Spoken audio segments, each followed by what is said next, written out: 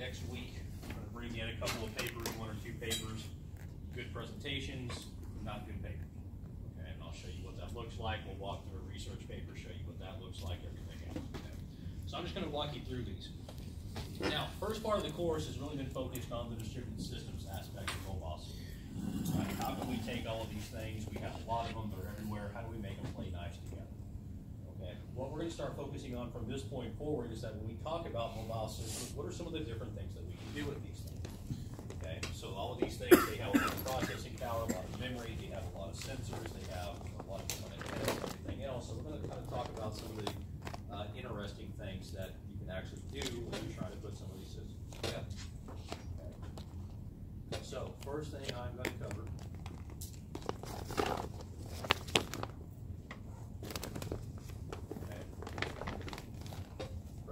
I think this was made semester before last. It's down a little bit. I got something to remember with this. These projectors are not the best.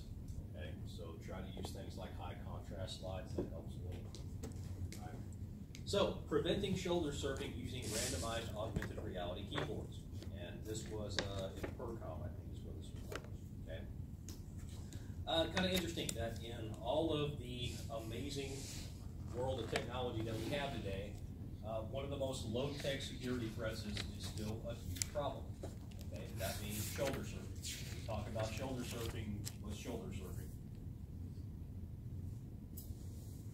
Most sophisticated, yeah, it's not sophisticated terminology, but shoulder surfing. They just look over somebody's shoulder when they're doing something. Right? So when they go to type in their password, somebody can literally just be standing here like, what's your password? Okay, that's about as low tech as you possibly get. Okay, not a lot of really high tech ways of addressing that potential problem. Okay, so you could, try and cover up your keyboard screen or something when you're typing on it, but if you're in a coffee shop or something, that's not really practical.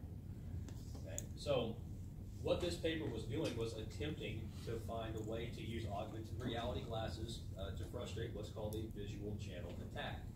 Okay, we're talking about augmented reality. What is augmented reality? Big thing these days. Superimposing digital content on top of the real world. Yeah, correct. We're drawing things on top of the real world. Okay, it's not virtual reality. Virtual reality makes it look like you're somewhere else doing something else. Augmented reality, things like Google Glass, right? It's drawing over everything that you're looking at. So it is trying to use those augmented reality glasses to frustrate what's called a visual channel attack. So we talk about visual.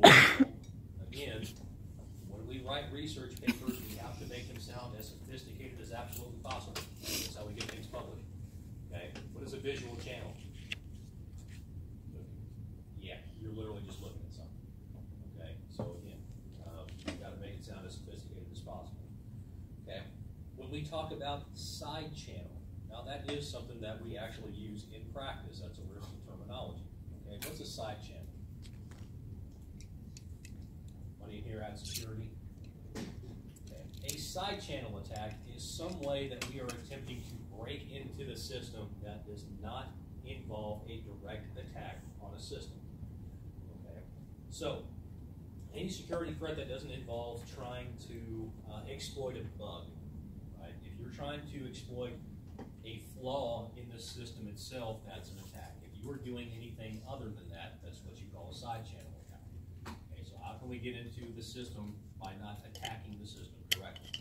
Right. So what they're saying is, you look over somebody's shoulder, well, that's a side channel attack. We're trying to break into the system without attacking the system.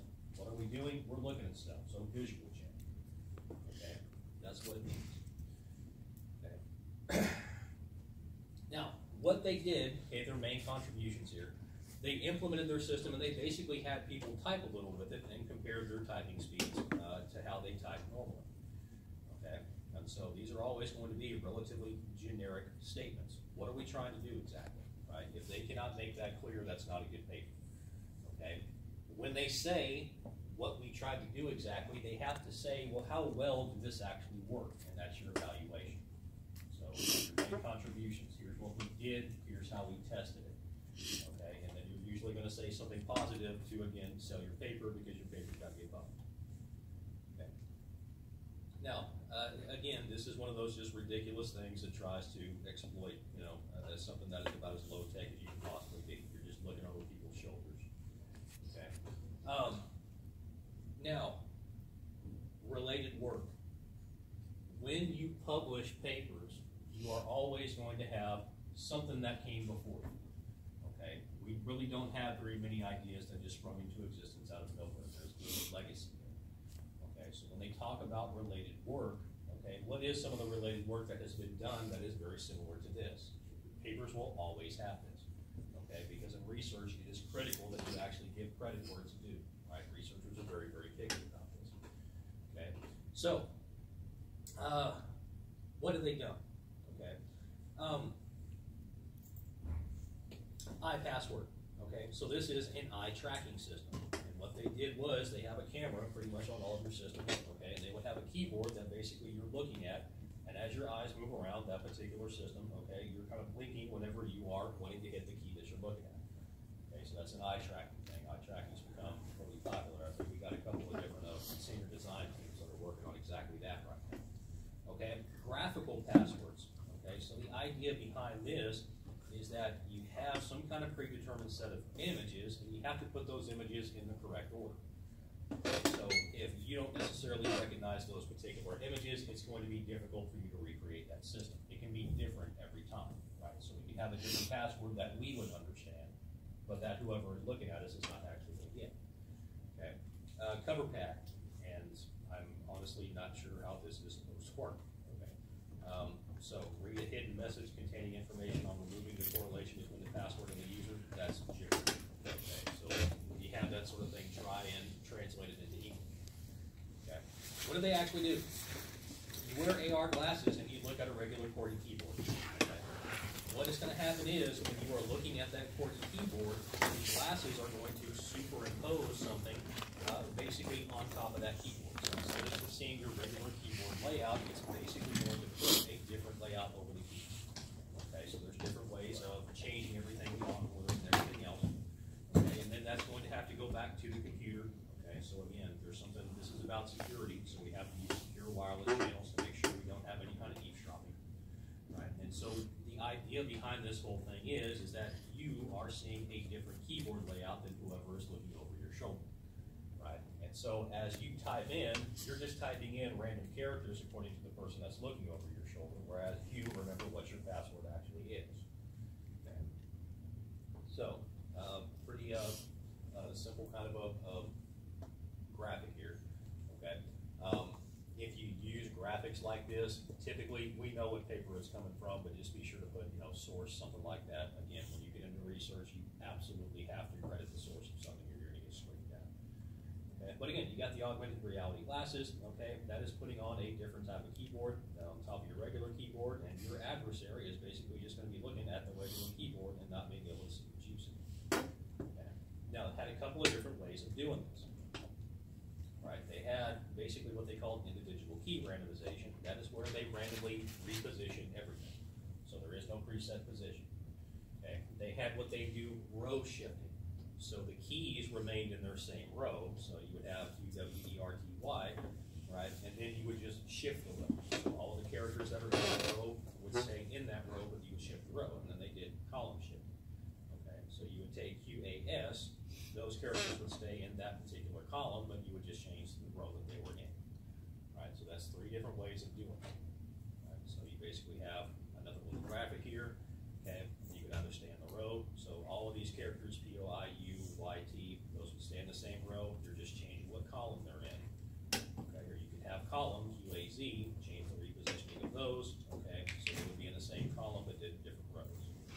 Okay, so the idea behind here was we're going to have these different systems. Maybe one of these is easier for the user to actually use. Okay, so if we have things that are just completely random order, you kind of have to hunt and peck. Right? And hunting and pecking slows people down. When people have to get slowed down, they get irritated. When people get irritated, they don't use our stuff. Okay, so which one of these is easier to use? Okay, so what they did was they tested with 13 people who are familiar with typing on a QWERTY keyboard. When you have experiments in these papers, the population, or the sample size rather, is usually going to be about that number. Okay, and the reason for that is that's the number of people that were working in the lab at the time. So you just go around and whoever happens to be there is who you happen to work with. This is something that is kind of tricky, okay? Because your sample size, if your sample size is not large enough, you are not going to get statistically significant results. Okay? You have to have enough people. When you have enough people, you need to describe something about those people. Okay? So we cannot give you all of their personal information, but definitely things like at least age range. Okay, they were from this age to this age, or we had a group of users that were in this age. Okay, because the age especially can have a big impact on how we interface with technology. Okay, different things like what gender they were, if they were students at the time, what their background with technology was. Okay, and then the magic number with your sample size that most people look for, they usually look for about 30. Okay? Now, the reason that they look for 30, the truth is that's an arbitrary number somebody pulled out of thin air for reasons I'm not going to get into. 30 doesn't mean anything, but people don't know that it doesn't mean anything, so everybody uses 30. Okay? The bottom line is, the larger the sample size, the better. And we'll talk about more about that here in the other things. Okay? At East Tester, they allowed them a little bit of time to practice with this new system. So they familiarized themselves with it first, okay, and then they actually measured the typing speed, okay, time per character. Okay, so they had a couple of different things. Familiar words, right? So these are words that you're used to actually typing. That's kind of something to consider there, right? So if you're using plain words that are in English, we are so adept at typing that a lot of times our fingers just sort of reflexively go to certain places on the keyboard. But the truth is, we're rearranging how the keyboard looks.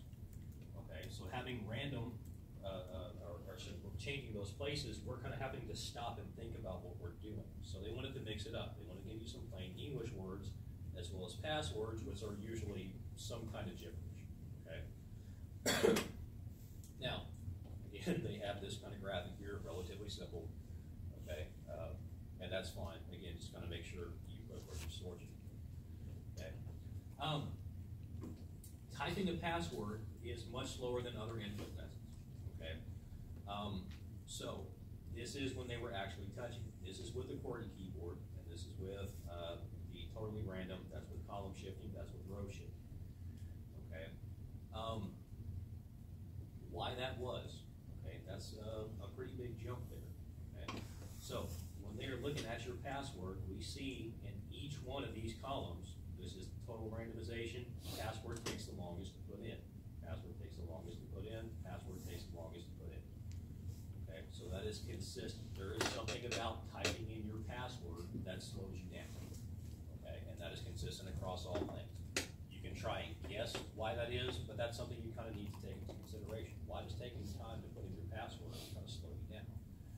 Okay, when they came to random letters, the complete randomization obviously slowed you down quite a bit. I think that's because you're reduced to hunting and pecking. Okay. However, with column sorting and row sorting, really didn't slow you down quite that much. Right? So those are the kind of observations that you're actually going to make. Okay. The actual typing accuracy. Okay. For some reason, the actual typing accuracy, not the time you took, but the accuracy was pretty well equal. Okay, so you can find what you're looking for, it just may actually kind of take you a little bit longer. Okay, now hopefully in the paper that you're reading, people should be trying to justify why that happens exactly. Okay, so they're going to produce those results and they're going to explain what dynamic led to those particular results. Okay. So the critique, this is what the presenter is going to come up with, and your critique is really one of the most important parts here. Okay, when you look at a paper, what you need to be looking at, find things that are wrong with it. Okay, because when you look at research, the key to producing novel research is by finding gaps in prior research. And so if you can find those gaps, you can build your own research paper. So your critique is really important. So what this presenter thought seems kind of excessive to preventing shoulder surfing. Okay, well, maybe that's true. However, if you are working for like the NSA or something, and you go to China, well, China is notorious for trying to exploit people that do that kind of stuff. And so if you have access to super sensitive information, I don't know that saying that that's excessive is actually a valid complaint. That's just me, right? That's not the Users might not want to relearn new keyboard layouts. Yeah, that's probably a big deal. Again, we're trying to create systems that people actually want to use. Okay, so if this irritates people, if it slows them down, they're just not going to use it. This is a very valid critique. Larger sample size. If they only had 13 people, we need a larger sample size to critique. Could be a simpler solution. Well, if you are thinking that there could be a simpler solution, don't just leave it at that. What is simpler, right? So give us an example of what could potentially be simpler. Okay, conclusion, everything else, guys.